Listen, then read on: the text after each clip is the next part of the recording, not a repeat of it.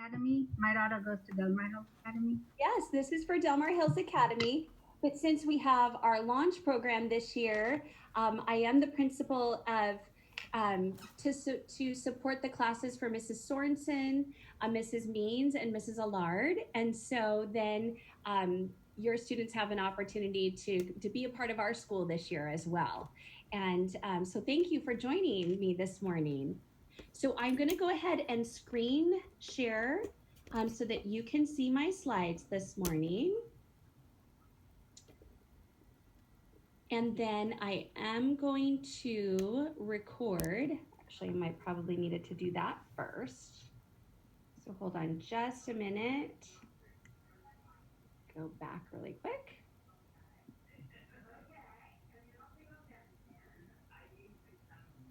I just want to make sure I record for families that are not able to join us this morning.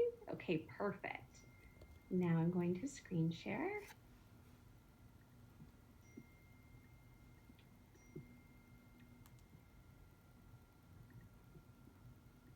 Thanks for being patient with me for just a second. There we go. Okay.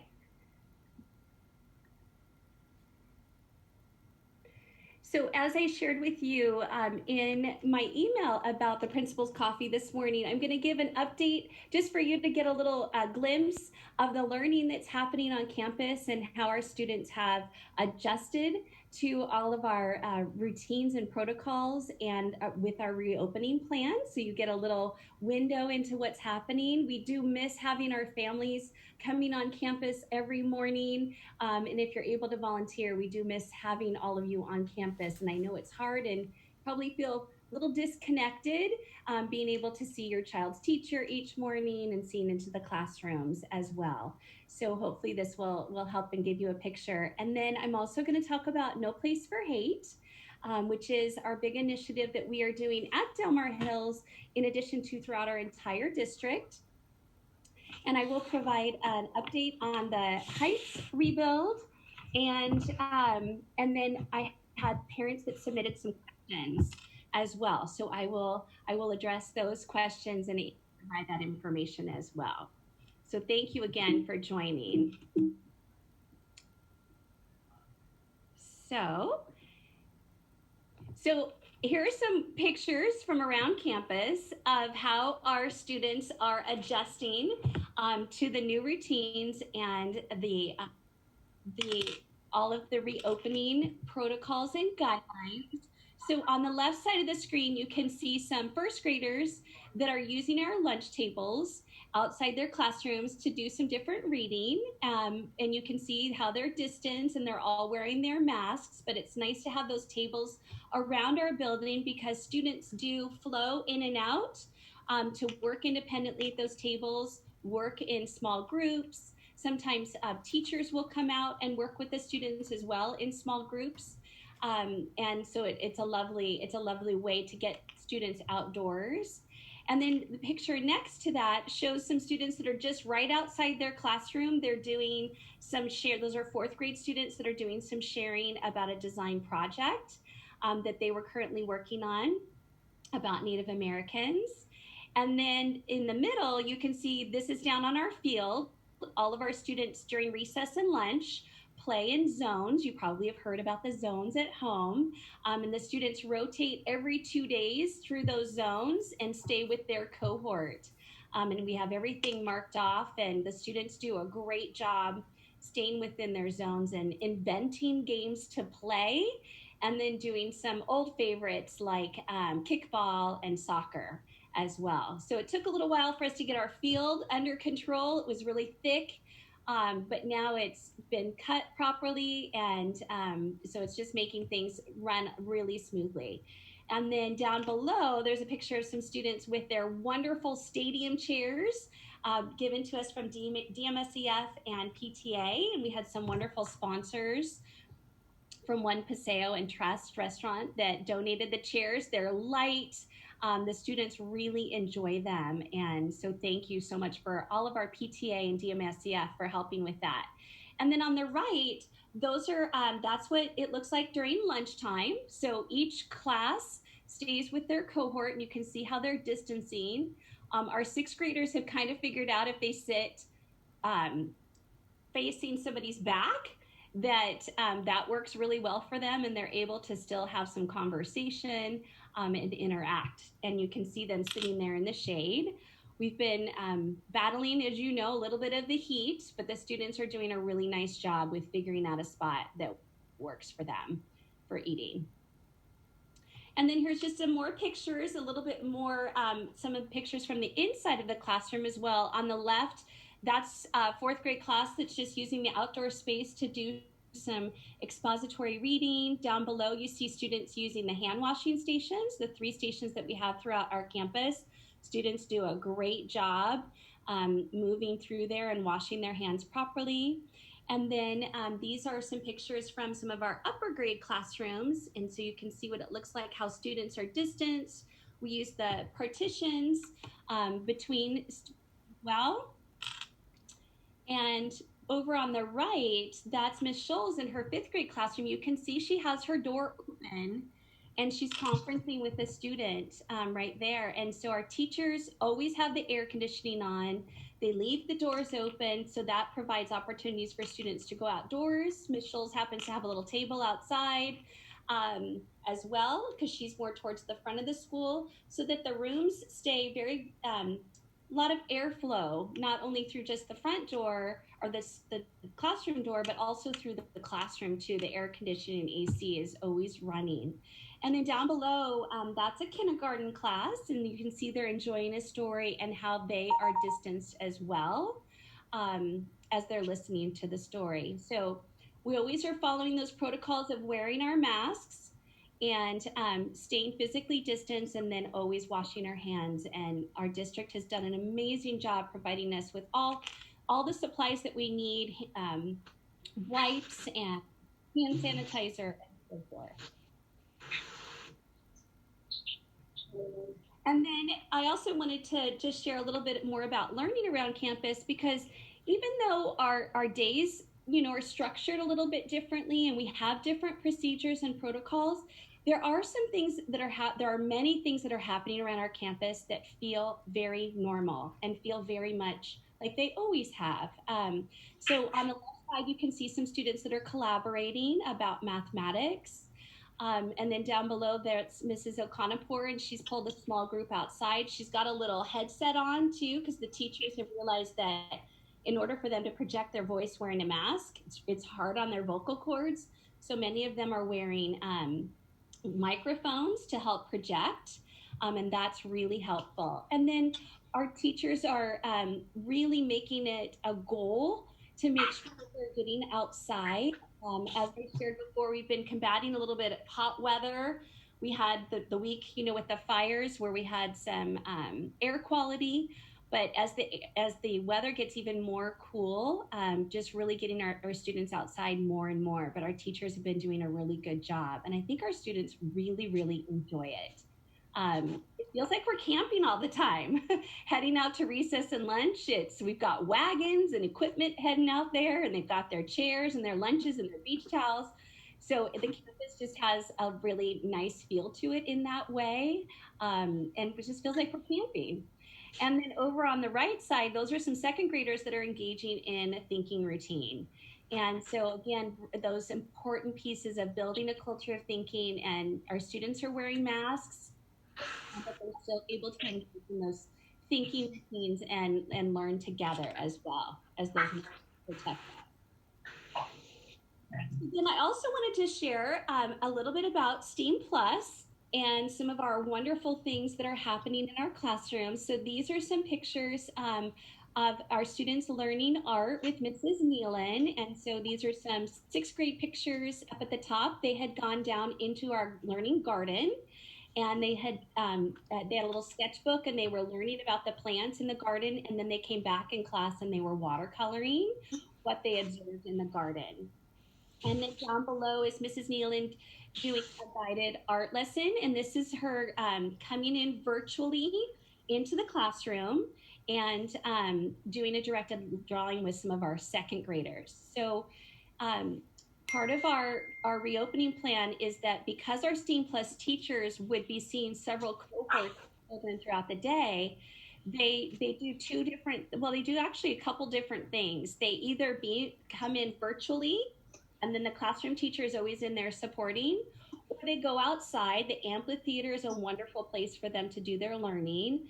And then or the STEAM Plus teacher can actually come into the doorway with the door open because it's ventilated, and be able to see the students but stay at a distance and stay, in the airflow so that they're not directly interacting. And then, as I said, the classroom teacher is always in there interacting and supporting the lesson as well. So in that way, STEAM Plus looks a little different this year. And so then here are just a couple more pictures of our students. And then I took a little video just to show you when I go into the classrooms. Mrs. Nealon is always playing music, and she just talks very, very soothingly to the students. The teachers love art class too. It's just a wonderful part of their day. So I just have a little video to show you, just to give you an idea of what it looks like and sounds like.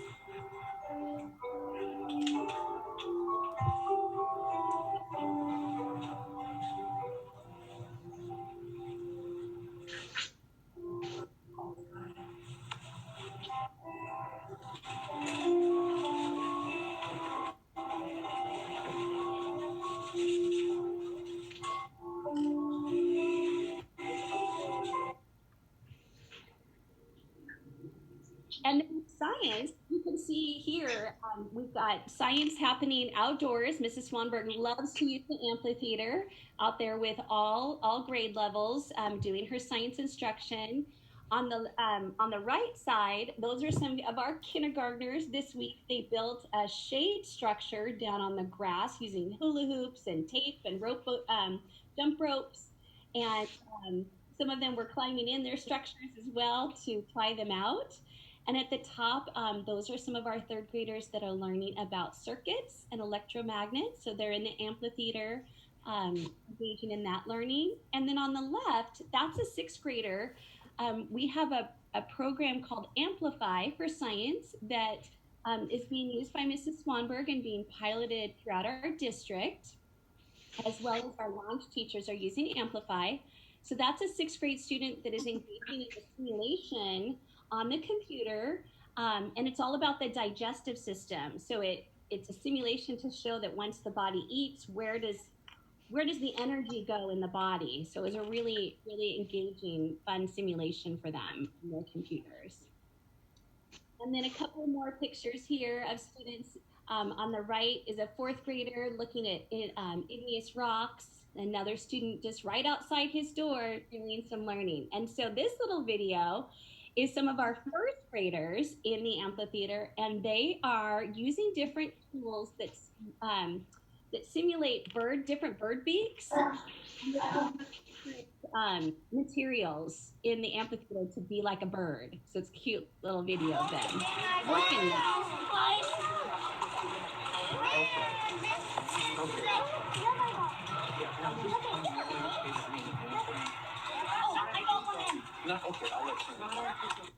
So you can see they're using chopsticks and spoons and tweezers to simulate those different bird beaks as well.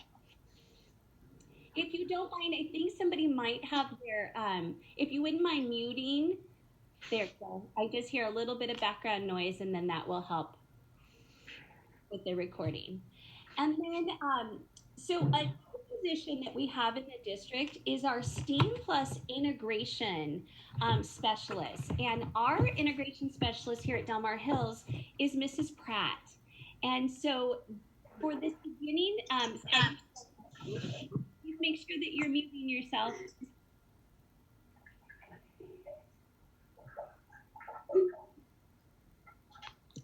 If everybody can make sure that they're muting.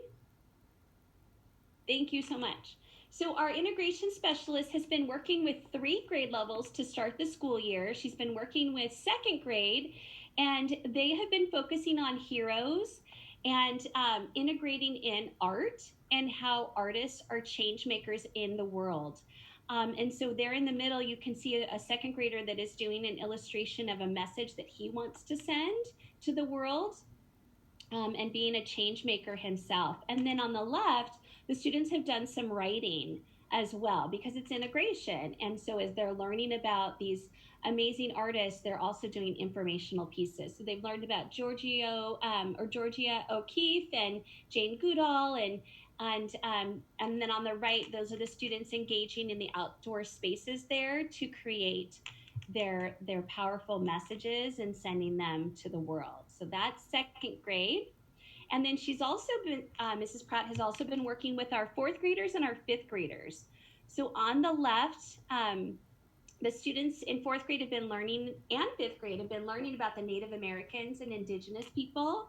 Our fourth graders have been designing shelters and clothing based on the different resources in the region. And then that center picture there is them sharing and providing feedback to each other. On the right are two pictures of fifth graders that are engaging in a wonderful website from the Smithsonian. And that's actually looking at Native American people today and the environmental challenges that Native Americans face today. So those are fifth graders doing some research about that. So it's really connecting that piece of history to our present Native American, which really surprised some students, by the way, that, oh my goodness, Native Americans, yes, they do still live in our country. And so it's exciting and neat to see those little light bulbs come on about connecting the past to the present as well. And so that's what Mrs. Pratt has been, the learning she's been doing with them. And Mrs. Pratt works very closely with the classroom teachers to really hone in on those social studies standards. And then coming up, she's going to be working with our sixth graders about the effects of climate change. So she'll be focusing a little bit more on science in sixth grade. And then she's also planning to work with our third graders about government, because that's a big standard in social studies for third grade. And then PE, we have Coach G. And so these are just some pictures of PE that she's doing outside. And she does a wonderful job also really, really connecting the students to what they're learning, why they're learning it, how they're learning. She has lots of fun energy. She's so excited to be part of our district and working with elementary school students. So here's a little fun video of some sixth graders that are doing some cooperative games together and how excited they are.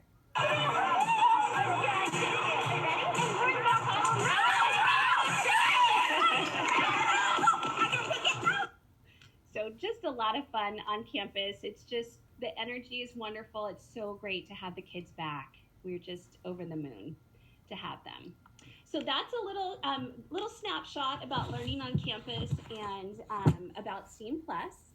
And then I also wanted to share about No Place for Hate. And you probably have been hearing about this from your students if they've applied for the committee, and probably hearing about it from me through my messages as well on Sunday.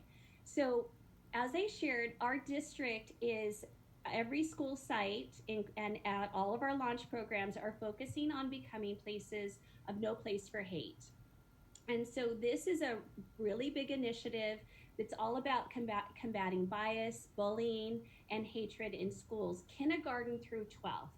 So we have many schools in our surrounding areas in junior high and high school that are no places for hate. So we are very excited to be doing this work with our students and really providing them with the tools of how to combat this as they get older too.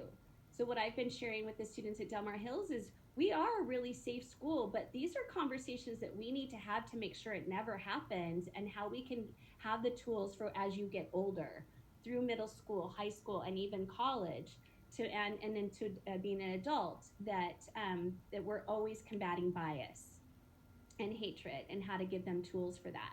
So No Place for Hate leads to long-term solutions for creating and maintaining a positive and equitable climate on campus. It focuses on being inclusive, that no one is ever left out, and that also lines very nicely with Second Step as well.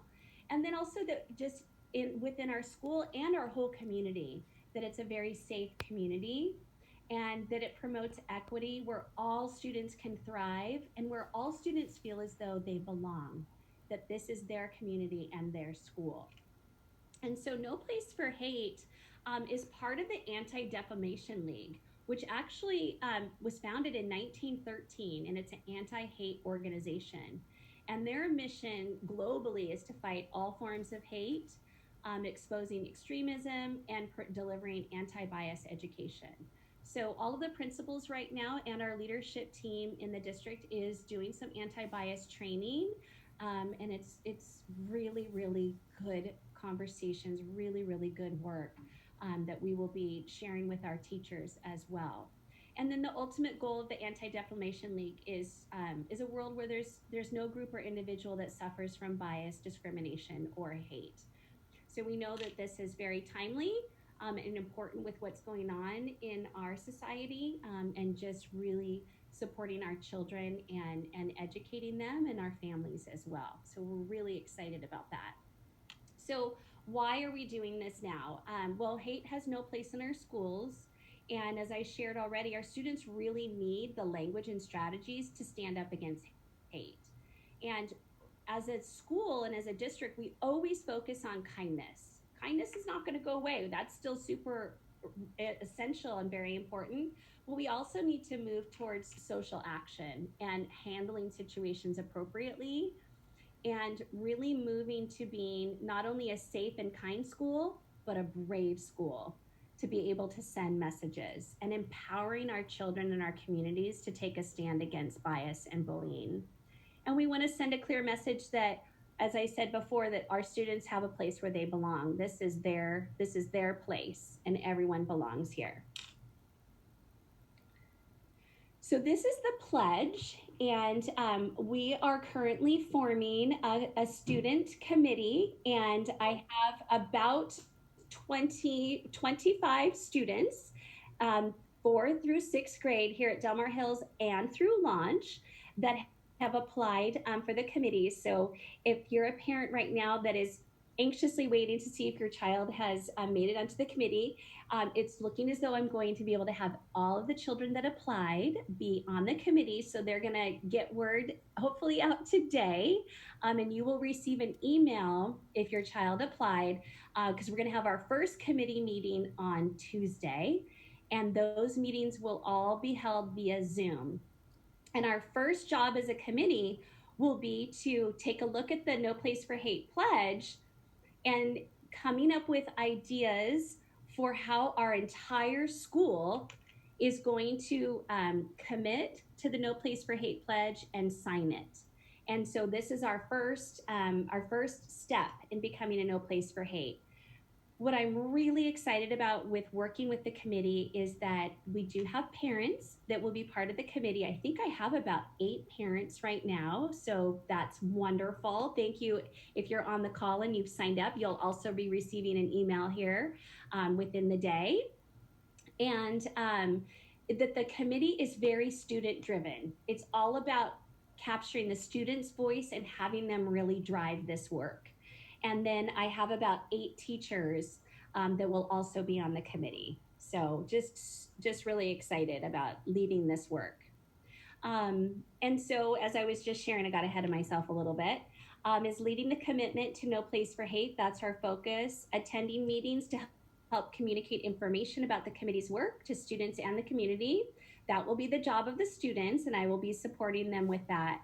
And then throughout the school year, we will plan 3 school-wide anti-bias activities that will happen throughout our entire campus. So again, really empowering our students to come up with those ideas, providing them with resources and ideas, but really allowing them to make the decision.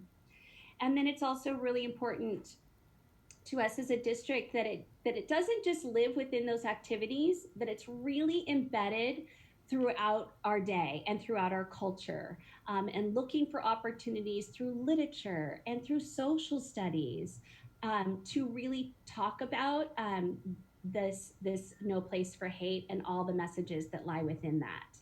So this is going to just be really wonderful work for us as a district and as a school. Okay, the Heights Rebuild update. So I have a little bit of information to share with you. As you can see, each of my my bullets here. So we do have a group in the district that is fighting against the district over the California Environmental Quality Act. And there's a hearing that's been set for litigation in the middle of November. And so our district has applied for a coastal development permit that's in the process, and we're working with the city of San Diego to acquire that permit. And that process is ongoing, and we're hopeful that the coastal development permit will be issued to the Del Mar district for the Heights Rebuild project. The district, we have been advised that the Save the Field is opposing right now the city's issuance of the coastal development permit, and the Save the Field may be seeking to delay the city's issuance of the permit, and we have to have that permit in order to start the building.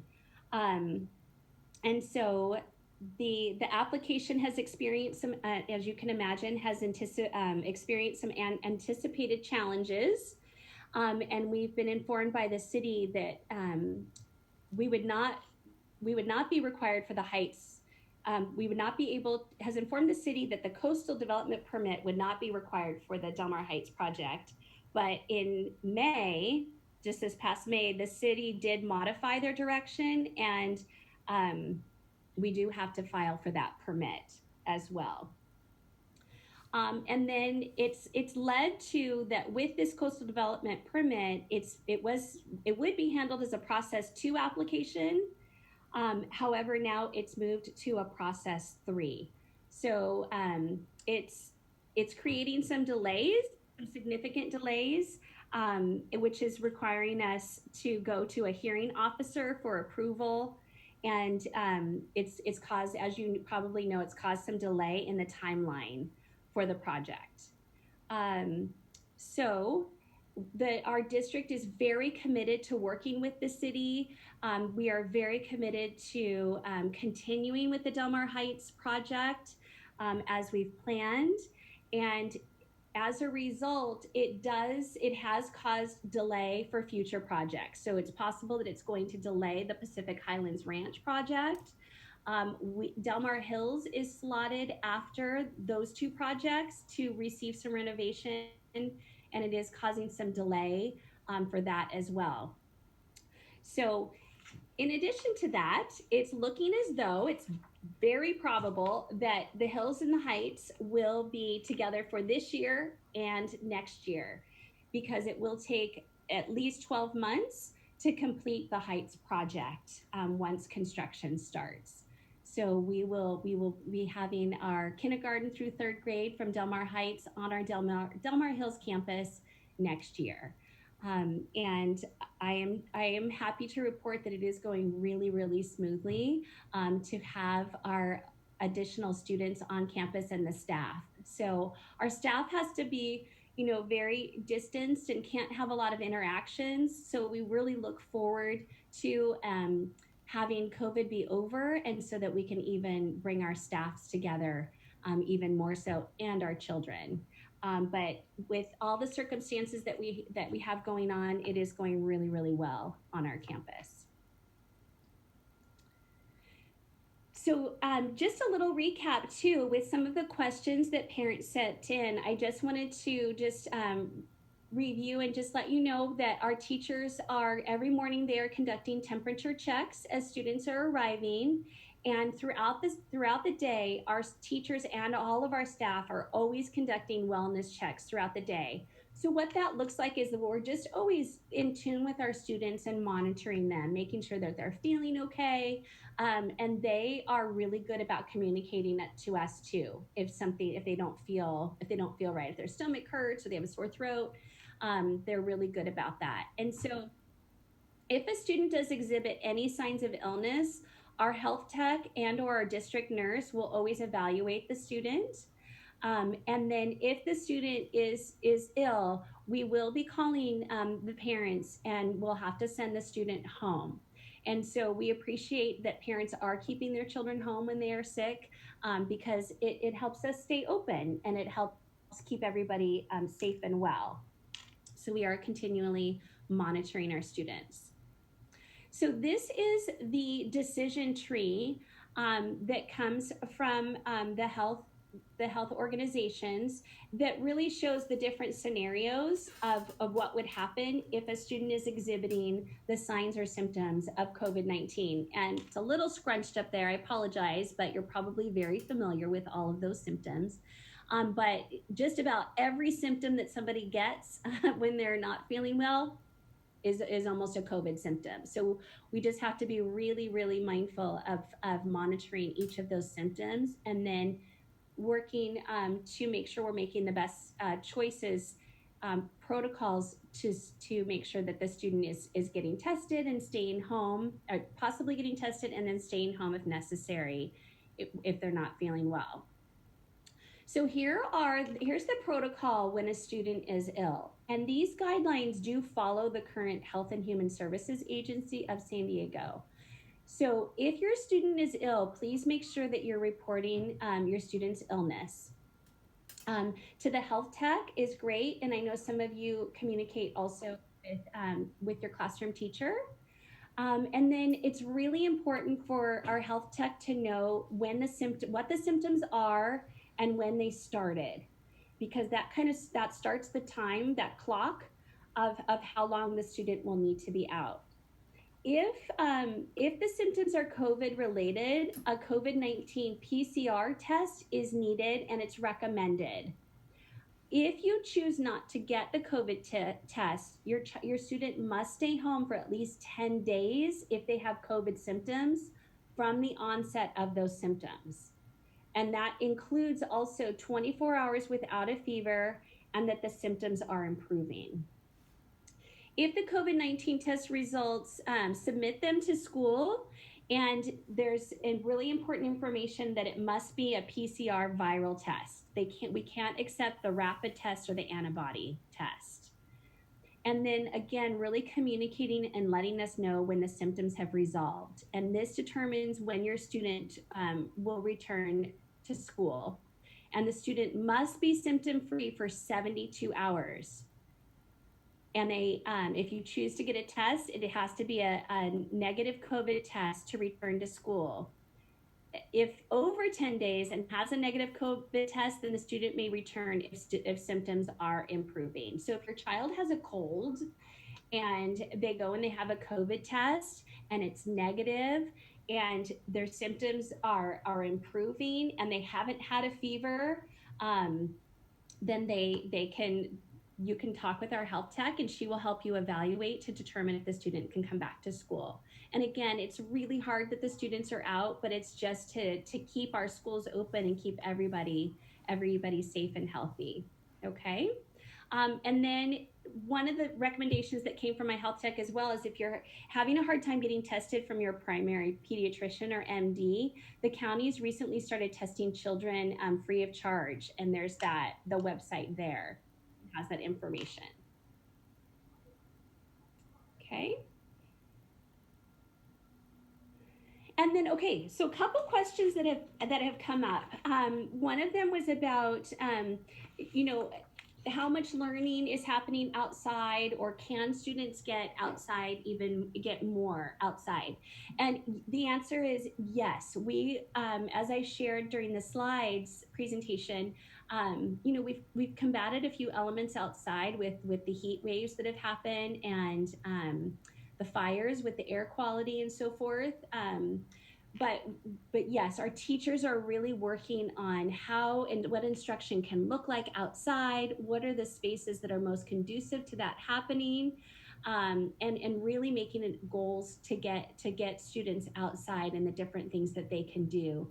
Our teachers are really adjusting to all of the different protocols as well, and what learning really looks like in their classrooms. And their classrooms are their anchors. And so as they're working through that, they are getting more and more comfortable with doing more instruction and allowing students to be outside, as you saw in the pictures as well. And this is something that's always been a goal as moving forward in our district too, is using outdoor learning spaces. Now we're kind of forced to do that. So, but yes, we are working on getting students outside more and more. And again, so appreciative of our district providing us with our tents and our PTA and DMHA for our wonderful stadium chairs. And then there was also a question about the mask requirement.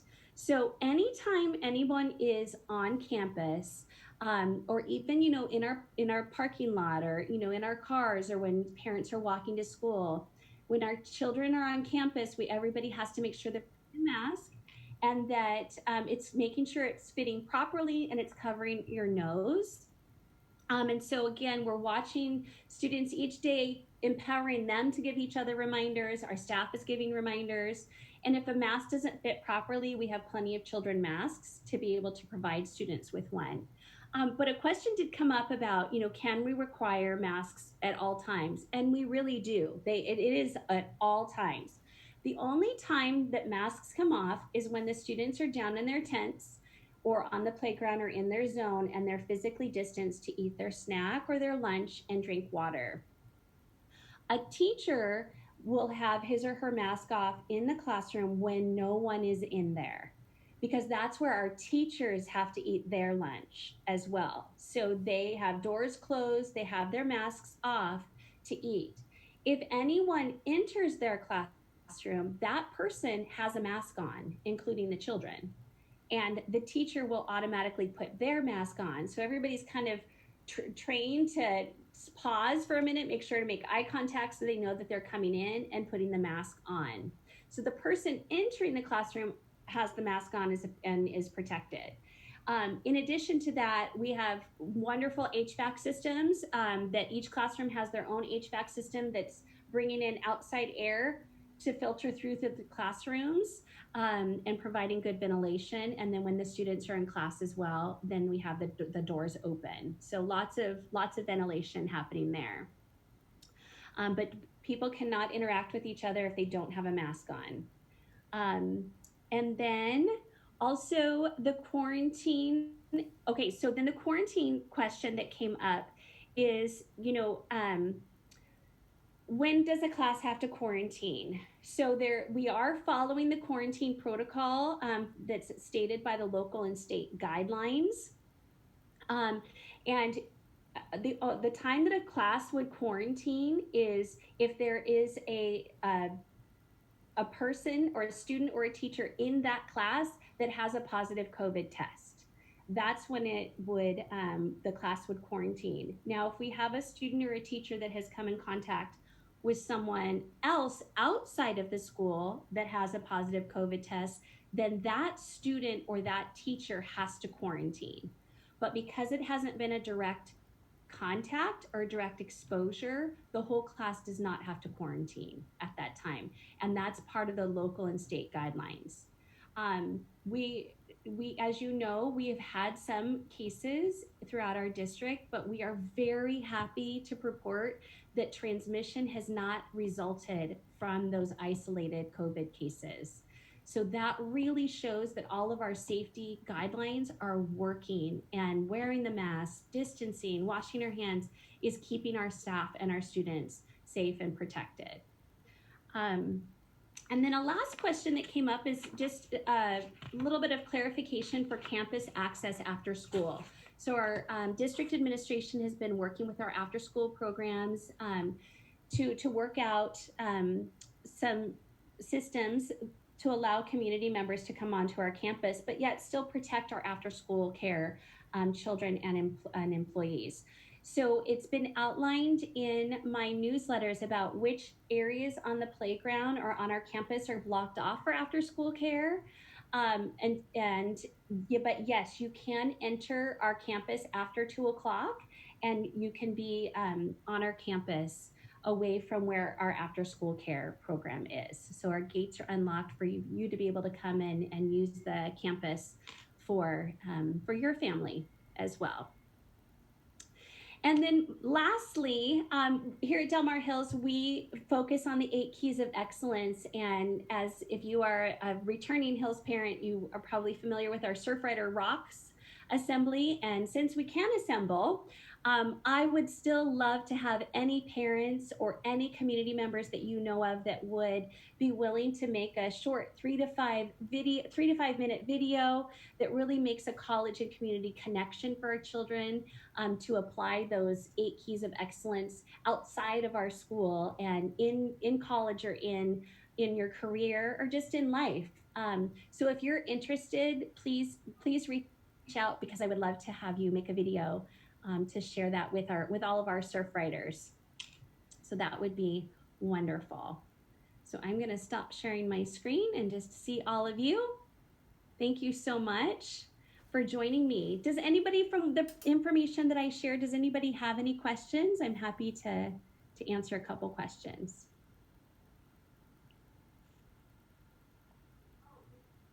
I have one quick question. I'm so glad to learn that, sorry, this is Brooke. Hi, Brooke. I'm so glad to learn that the teachers aren't like all congregating and eating lunch together in the lunchroom. No, they're not. Go ahead. That's a relief. The only thing I wonder is, now that we know, the CDC recently came out with a report that the virus is in fact airborne. If that changes things a little bit, I hate to say it, like during the heat, you would want to stay indoors, but it might, based on that, it might be something to think about having teachers eat outdoors as well, just because anytime someone's taking off their mask in a room. Yes.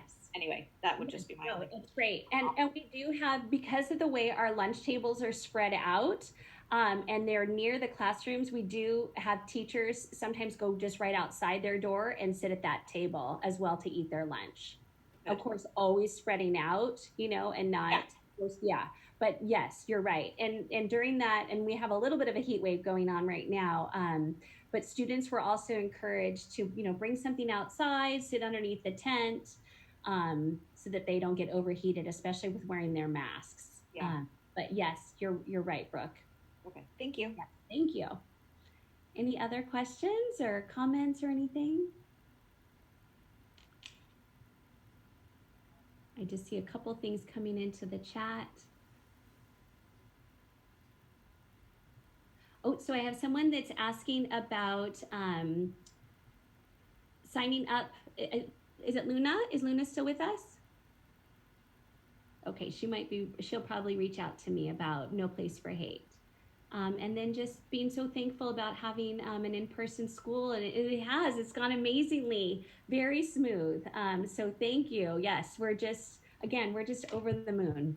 And wonderful launch program too, and just hearing that how our students are doing in launch, and staying connected with those families too. We have an amazing PTA. All of our schools have an amazing PTA. So to stay connected to you as well is so important to us. So thank you so much for joining me. And I will send this link out as well to families on Sunday, so that if they missed it, they would have that information. So thank you. Thank you. Everybody have a great day, okay? Bye, you too. Okay, bye-bye. Thank you. Thank you.